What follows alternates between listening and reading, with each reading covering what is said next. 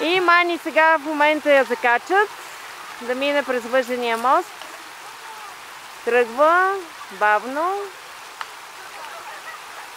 и успешно.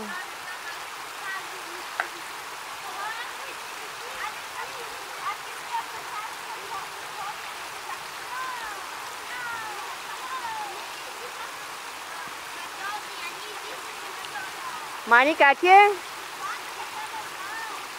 Добре ли е?